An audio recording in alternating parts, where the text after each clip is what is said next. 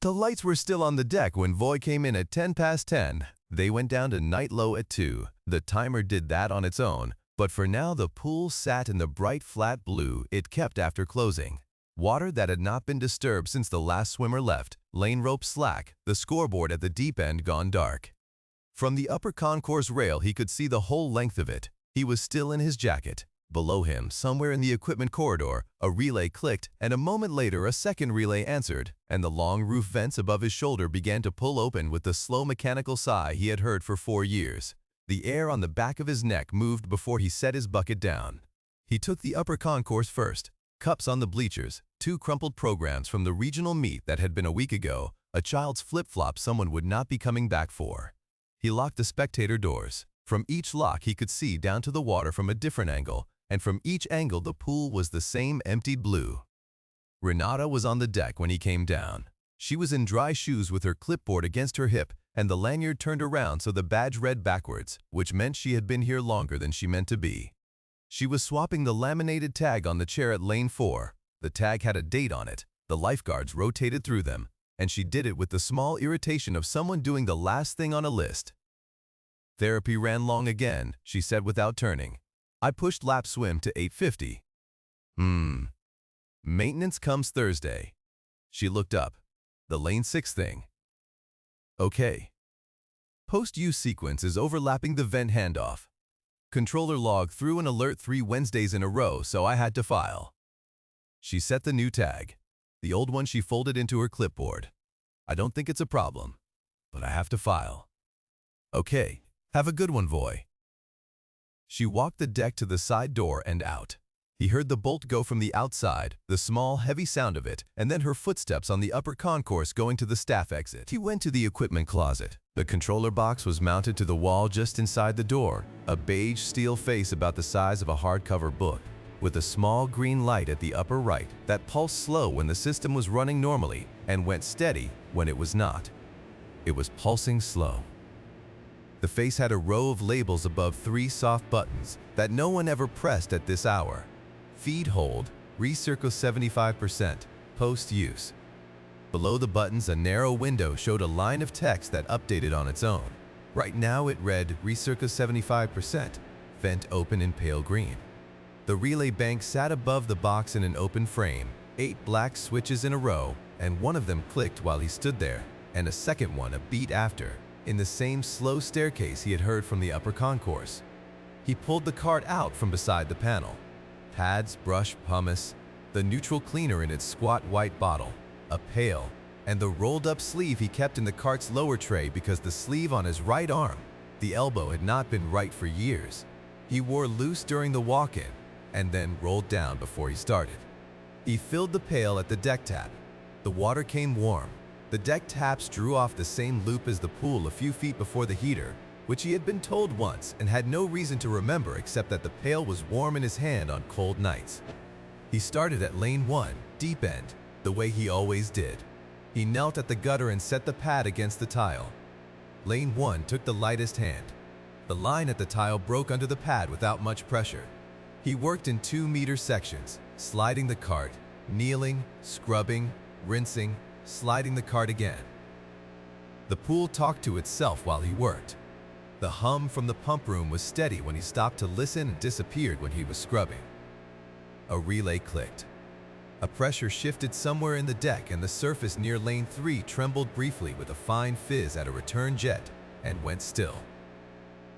By the time he finished lane 1, his right arm was warm to the elbow from the rinse and his left hand was cold from the gutter.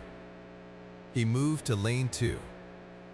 The chlorine smelled sharper at night, somehow drier, as if the building had finally exhaled.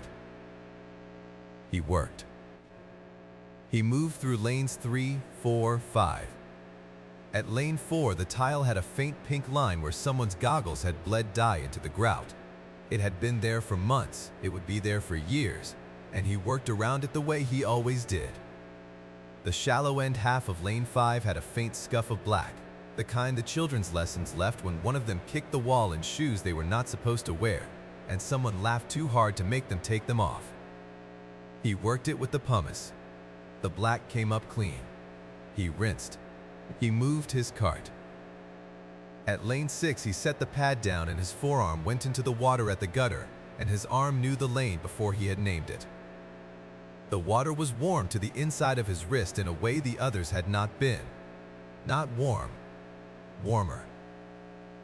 The therapy block had run from 7:30 to 8:45. It was now somewhere around 11. The lane had been still for over 2 hours.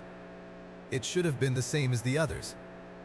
It was not. The residue at the tile was heavier here, oilier, lotion, sunscreen feel, the slight cosmetic slip that the therapy patients left at the line. He scrubbed harder. The pad caught. He used the pumice in 3 places where the line had gone almost waxy. He worked the section.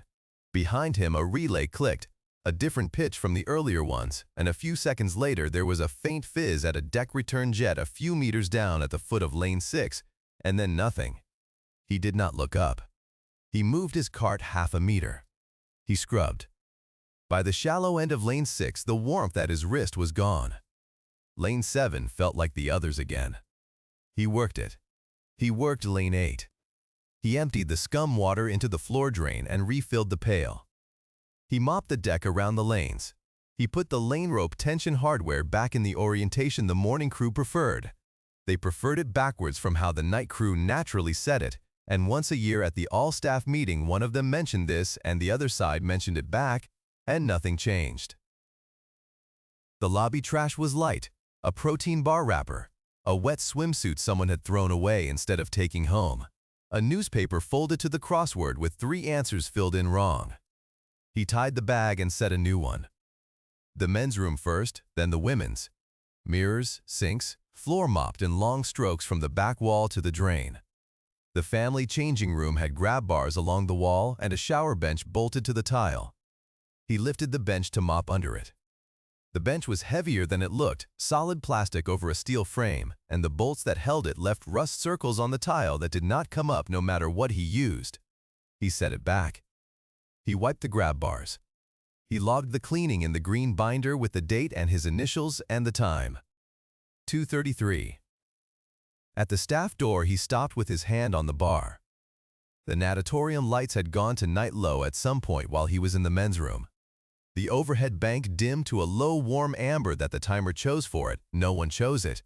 And behind him a relay clicked, the same thin pitch he had heard at his back at lane 6, and the long roof vents began their slow sigh closed.